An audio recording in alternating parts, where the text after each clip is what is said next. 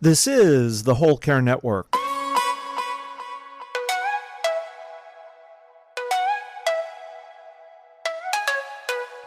Helping you tell your story one podcast at a time.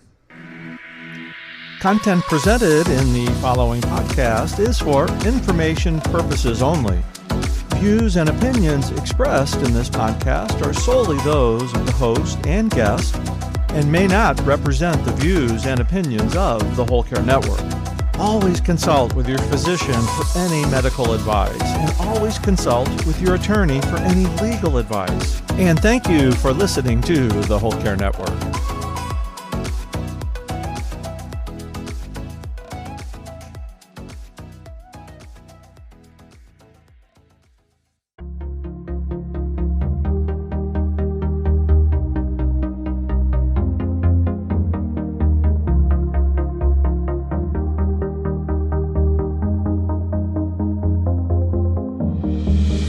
Welcome to From Guilt to Good, Self-Care Solutions for Busy Caregivers, the podcast rewriting the narrative of self-care. If you're a caregiver feeling stretched thin, torn between responsibilities, and longing for self-care, you're in the right place.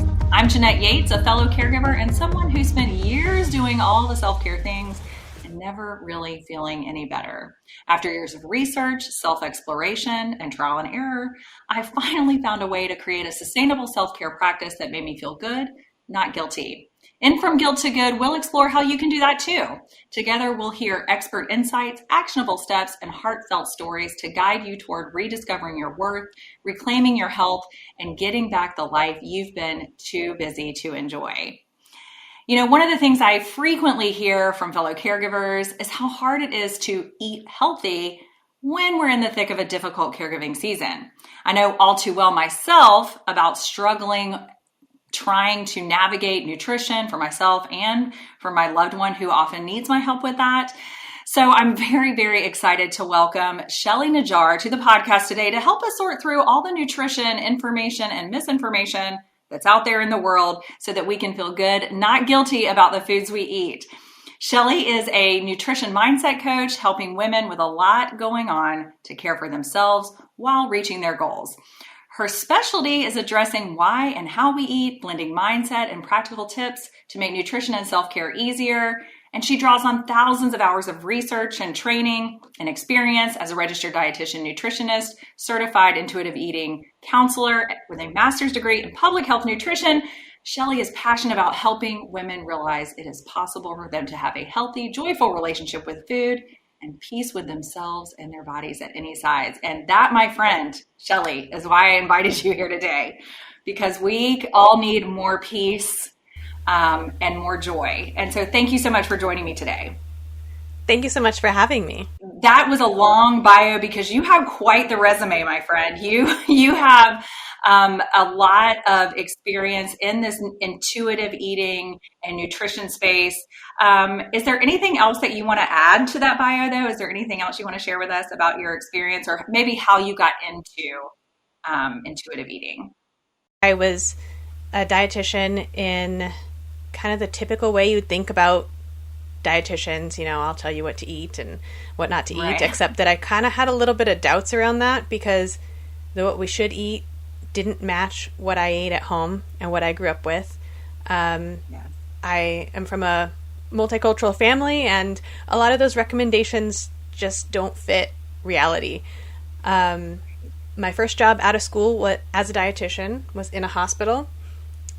I worked very hard at trying to help people and ended up realizing that I wasn't actually helping them.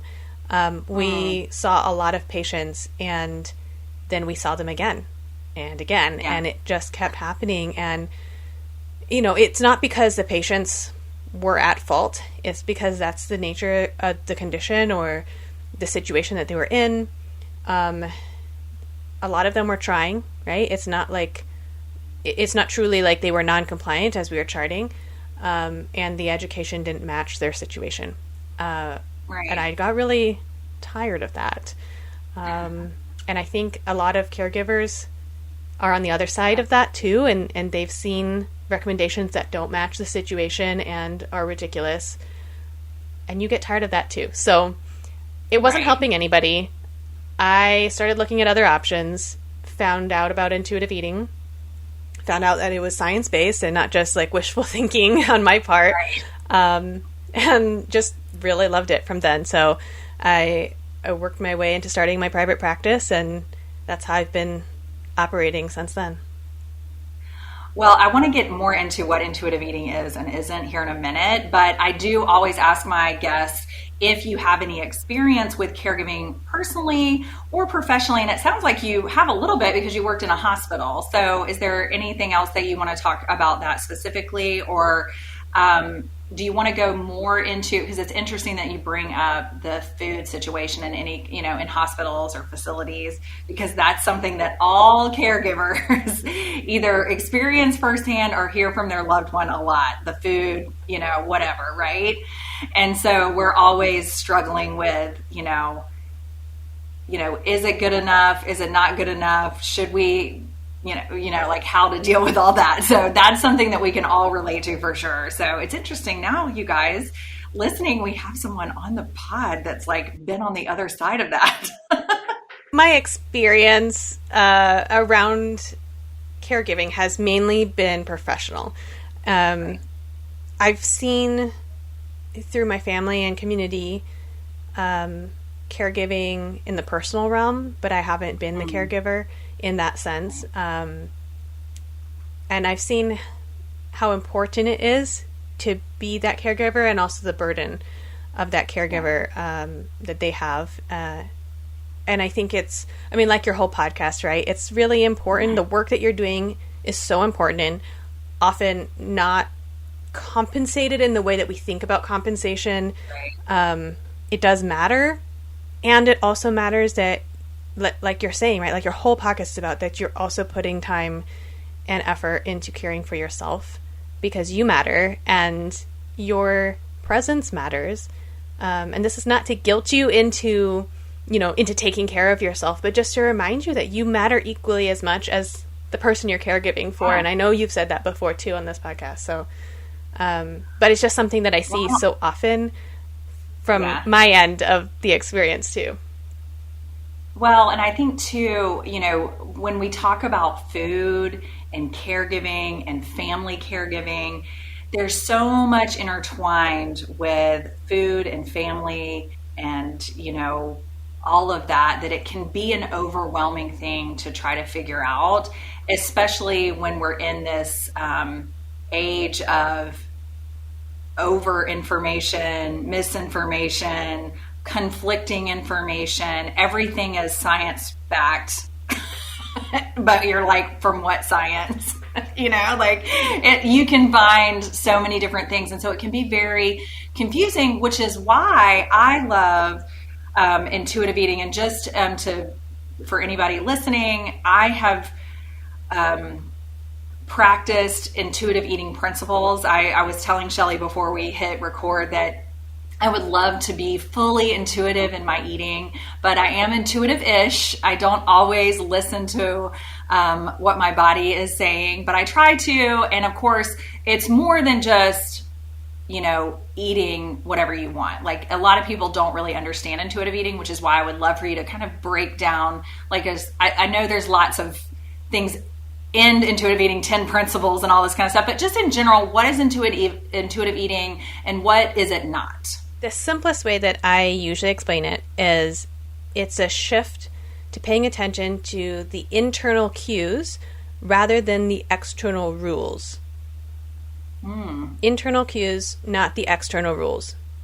If you remembered that, you pretty much remember intuitive eating without having to memorize 10 principles and trying to be perfect at it all the time or whatever, right?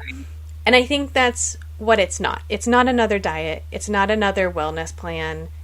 It's not another way to see if you're doing it right or not, or if you're good enough or not. And it's really hard to let that go. So there's parts of intuitive eating that feel really easy. There's parts of it that are really, really hard. Not hard in the sense that it's difficult to master, like a skill. It is a skill. But like all skills, like anything that you've learned, at some point it was more difficult than it is now. And that changes, right? Sometimes there are circumstances that change something that you've always known how to do. And we see this a lot in caregiving. Something you've always known how to do is now 10 times harder. And then 2 days later, it's, easy again. And then 4 days later after that, it's like the most ridiculous thing you've ever heard of and is no way ever happening ever again, right? That's just life. And yes. I'm with you. And we were talking about this before, like you said, before the recording, is the idea of intuitive-ish.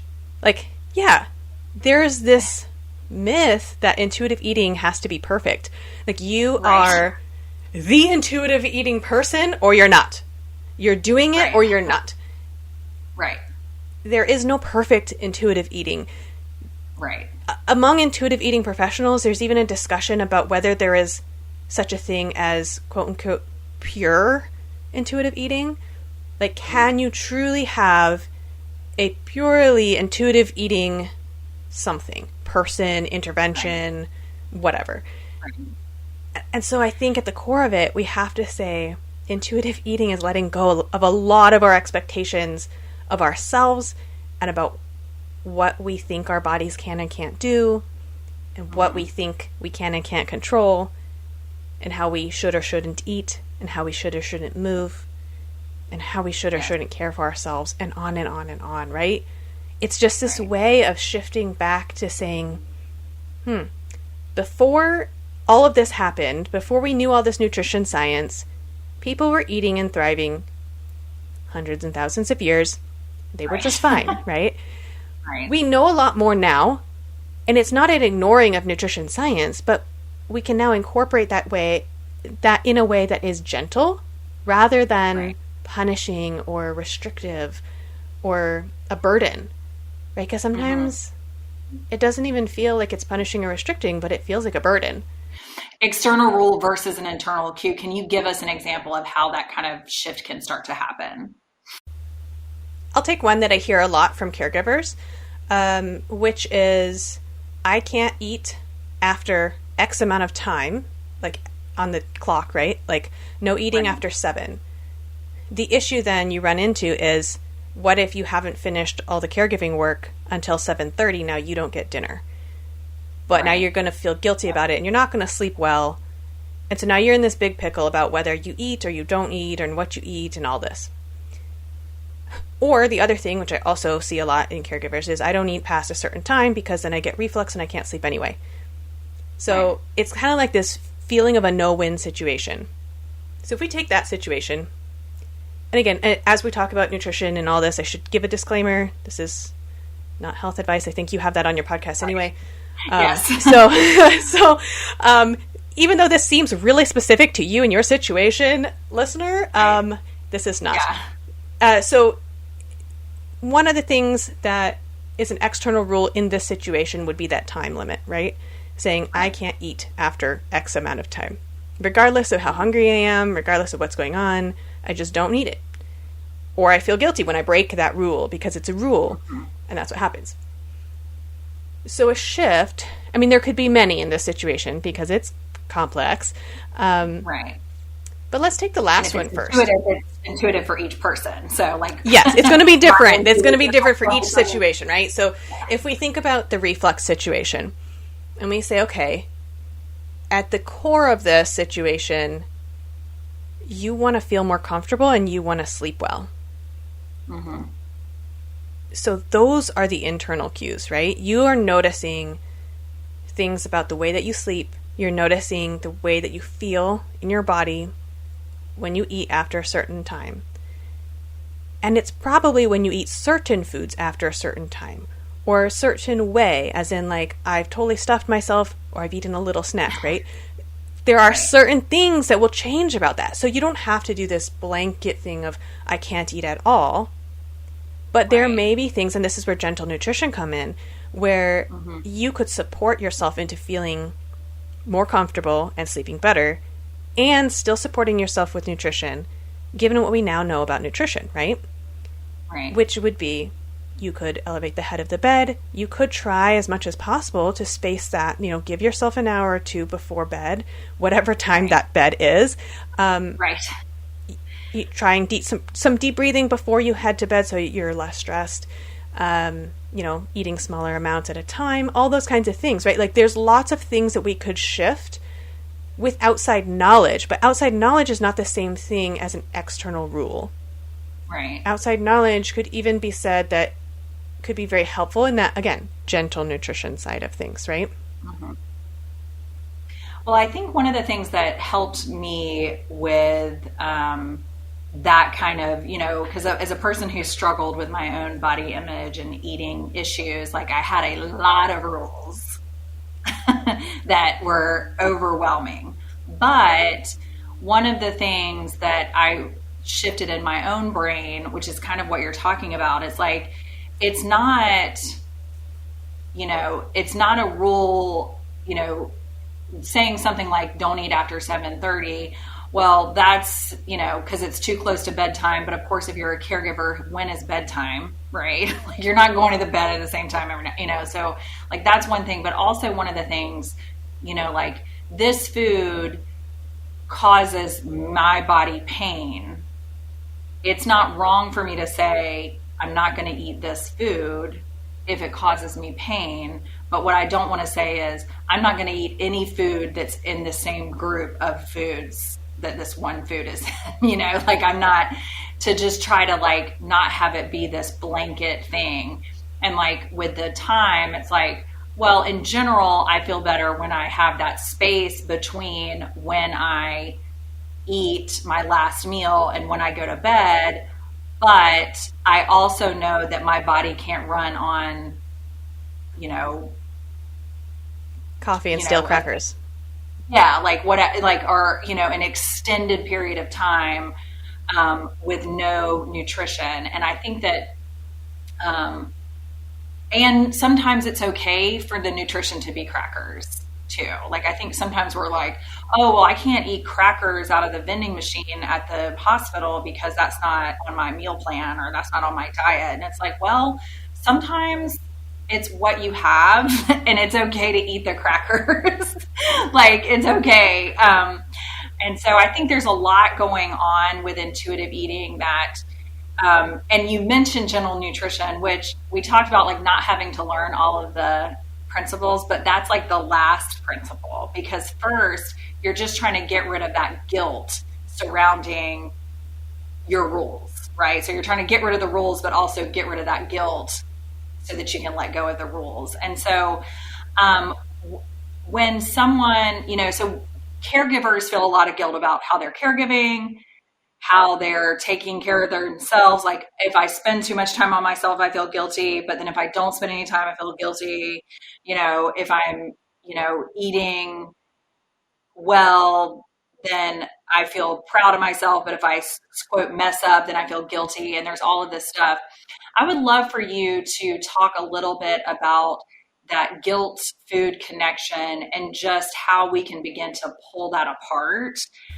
It's such a big problem because we judge ourselves against these rules that sometimes we don't even want to keep ourselves, right? Like I cannot tell you the number of people I talk to who are just waiting to hear that they don't actually have to hold up all of these rules and keep track of them all because they don't even want to live like this.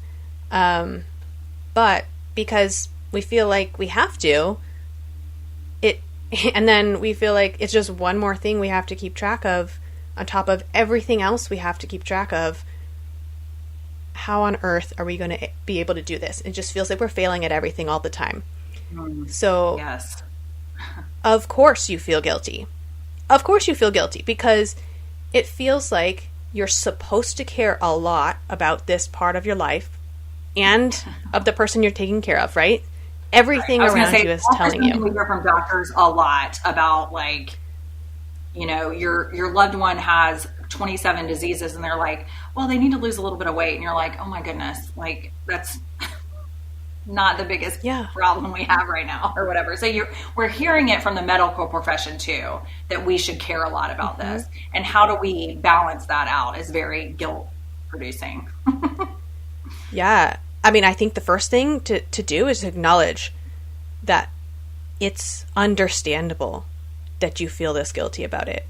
It's understandable because you've heard it from everywhere, probably more than a lot of people have, right? And a lot of people already have heard it a lot because it's the water we're swimming in. Yeah. And so you're basically set up to feel really horrible about this. And then by extension, really horrible about yourself. And so I think self-compassion is really key here, because we have to say that what we eat, how we eat, when we eat, all of that doesn't touch our identity or our worth or our value. Wow. Yes. Then you could say, okay, what would be possible? What do I even want? Because sometimes it's like, yeah, it would be lovely to have a nice home-cooked meal every time that everybody that you're caring for and feeding just loves and adores and thinks it's the most delicious ever, and you have the freshest picked ingredients and you have all the time in the world, and I don't know what alien planet we're living on in this situation, but that's not reality. So I think at the core, like, okay, well, I would like to at least be able to eat consistently so I have enough energy to take care of the person I love. Right. Right. That's a great goal. That's something that we can work on, right? Shifting our expectations around what can we do in our given situation and with our capacity, knowing that that's okay to lower our expectations to reasonable and not think anything bad about ourselves about it, because again, our food choices don't tell us anything about our worth or value as a person or a caregiver. I think that helps a lot, right? It helps us make it more sustainable, more life-giving, more relaxing. It may still not be like a day at the spa.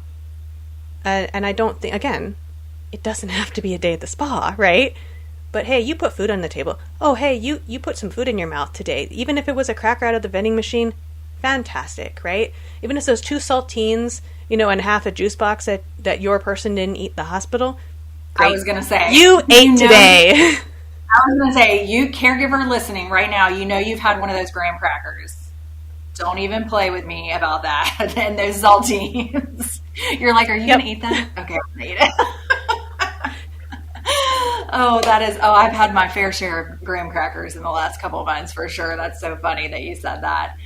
One of the things that I really, really love, because I hear that a lot in terms of the scale, like this, your weight doesn't define you, but like, I don't think about it as like your food doesn't define you either. Now, we also have, we have not even touched the whole cultural foods that do that are that comfort piece. But again, we're not defined by the food or, by the stuff we eat. That's not who we are.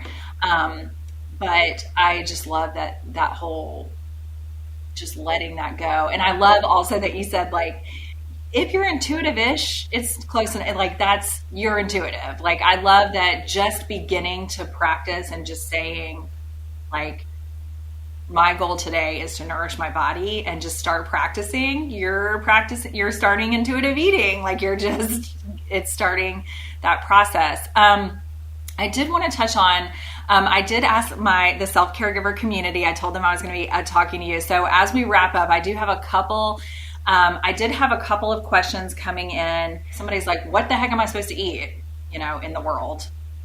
What would you say to them?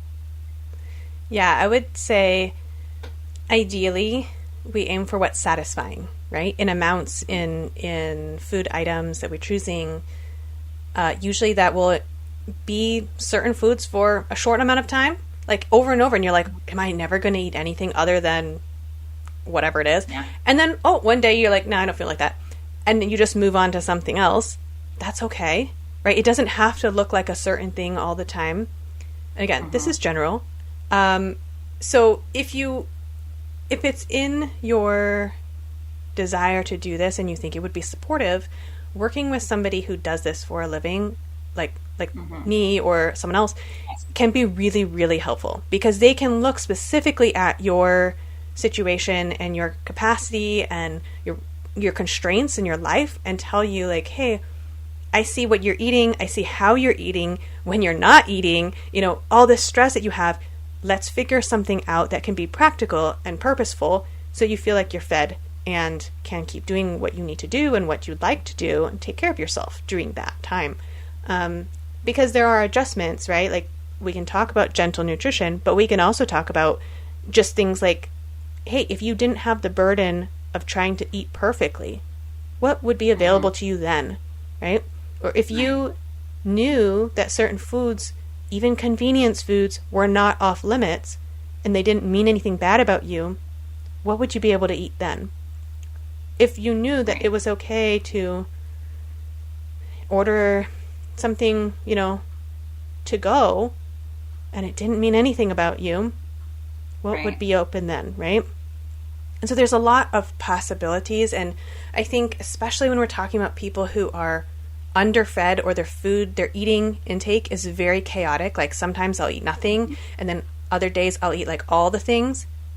Right. Primarily, the goal is to get you fed consistently, right? So at this point, you need enough food. It's basically like somebody who had no food around them, because your body doesn't know you're surrounded by food. It just knows it's not getting any, or not getting any consistently. So that's the primary goal then. And if this is you, if you're listening, what you should eat is whatever you can eat, right? So whatever fits your life, whatever fits your schedule, whatever fits your preferences, do that first. And once you've been eating a little while, everything will get a little bit easier, and then you can start making some of those other changes. I love that so much. And then this one other question that I get all the time whenever I talk about being intuitive eater and somebody's like, oh, I could never do that. What happens if somebody's like, well, I always eat things and then I feel like, I feel bad after. I have brain fog or my stomach hurts or whatever. So I can't do intuitive eating because I would just always eat the wrong thing. Like, I would eat things that make me feel bad. Like, what would you say to that? Yeah. I would say, don't put me on the spot. To keep my answer short, I'm going to keep it to 3 points. The first is that this could be caused by a lot of different things, right? Mm-hmm. So I would avoid blaming the food first off and simply, but I wouldn't want to discount your experience either. So second, I would say, again, if the professional consult is something within your reality at this point, definitely consider that, because that's so important, especially when you're thinking that you have some kind of things that you maybe can't tolerate or are making you uncomfortable. It might not be a specific food. It might be something about the way that you're eating or how you're eating, or, maybe it is something about the specific foods. But again, if you're very restricted or if you're very controlled around your eating, we don't actually know that until we start figuring out, like, are you eating enough? And even if you think you're eating enough, sometimes because of our external rules that we don't even know we've picked up, sometimes we're not eating enough. And so I'd really want to have somebody to look at that for you. 3, there is a really great resource, and I don't know, Jeanette, if you've read it before, Intuitive Eating. That's the book, Intuitive Eating, by Resch and Tribbley.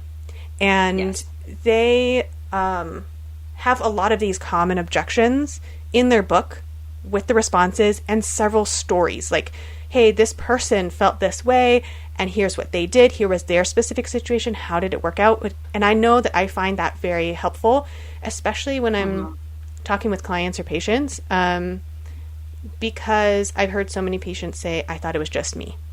I thought it worked for everybody else, and, I was the only one, or however you feel like in that moment. Like, I thought maybe that can work for you, but not for me. Maybe I'm just one of those people who looks at food and then it just flies into my mouth, whatever it is.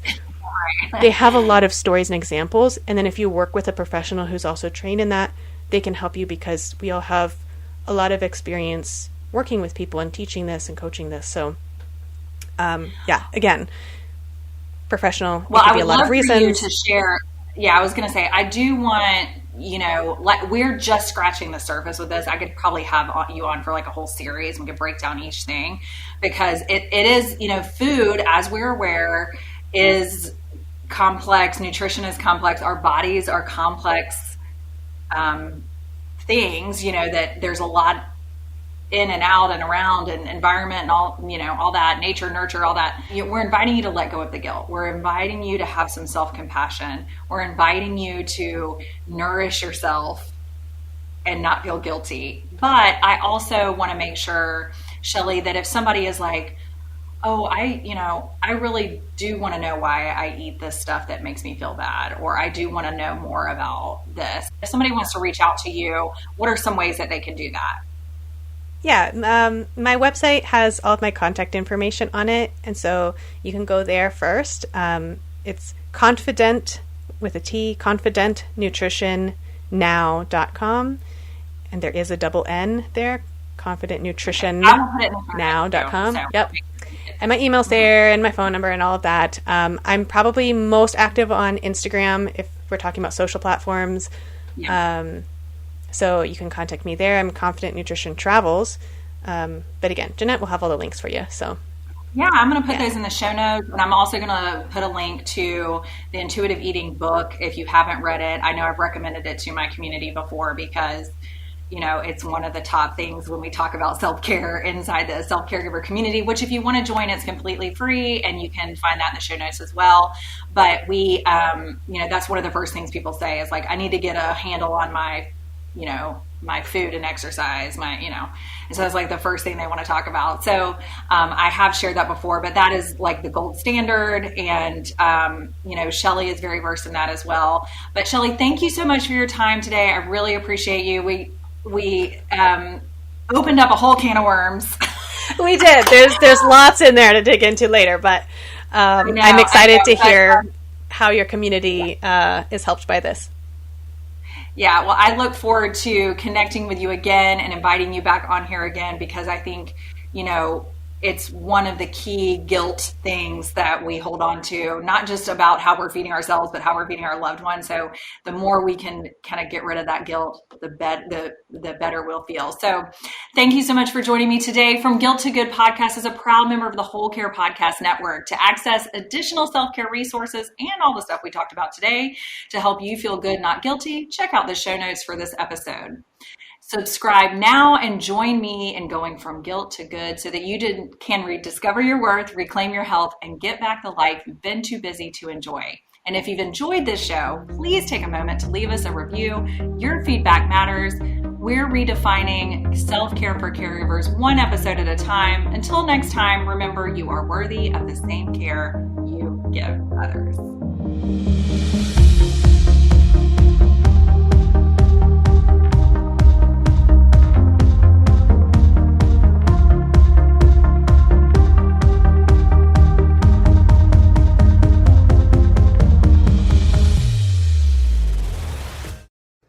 This is the Whole Care Network.